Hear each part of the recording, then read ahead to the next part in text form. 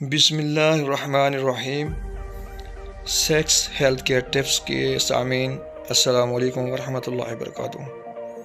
सामीन, आज हम 3 मौजू पे बात करेंगे। तो गुजारिश है कि मौजू की तरफ जाने से पहले चैनल को सब्सक्राइब करें, अगर वीडियो अच्छी लगे तो लाइक करें और दोस्तों के साथ भी शेयर करें। चलते हैं टॉपिक की तरफ। रमज़ान मुबारक में किन बीमारियों का ख़तरा बढ़ जाता है और रमज़ान मुबारक में किन चीज़ों के खाने से अवॉइड करना चाहिए, परहेज़ करना चाहिए। और तीसरी और अहम बात, रोज़ा रखने से किन बीमारियों से निजात मिलती है।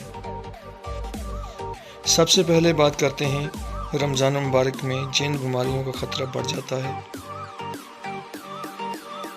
सबसे ज़्यादा ख़तरा किडनी के फेल होने का, यानी गुर्दों के फेल होने का 90% चांस जो है रमज़ान मुबारक में बढ़ जाता है।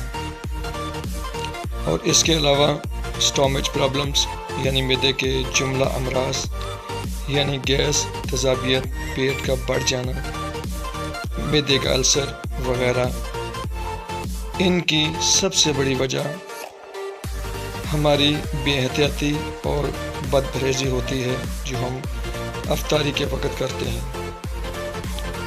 सारा दिन हमारा पेट खाली रहता है और यूं ही अफ्तारी का टाइम आता है, हम पकोड़े, समोसे, दही बड़े और तली हुई चीज़ों का कसरत से इस्तेमाल करते हैं और उनके बाद ठंडे मशरूबात वगैरह का इस्तेमाल करते हैं,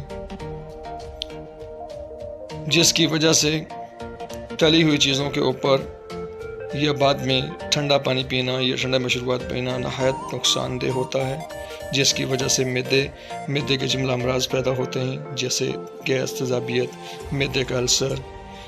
क्योंकि मैदा सही तरह से ग़ज़ा को हज़म नहीं कर पाता। जब तली हुई चीज़ों खाने के बाद हम ठंडे मशरूबात का इस्तेमाल करेंगे तो इस वजह से मैदा बजाय हज़म करने की बजाय वो गैस और तेज़ाबियत की शक्ल पैदा करता है, जिससे मुख्तलिफ अमराज पैदा होते हैं। और इसी तरह जब हमारा पेट खाली होता है तो अफ्तारी के टाइम में हमें प्यास की शिद्दत ज़्यादा होती है और हम ठंडे पानी का बेजा इस्तेमाल की वजह से, जिसकी वजह से हमारे गुर्दों पर बहुत ज़्यादा प्रेशर बनता है और गुर्दों को पानी को गर्म करने में ज़ोर लगाना पड़ता है और इसी के सबब जो है गुर्दों के फेल होने के चांसेस बढ़ जाते हैं।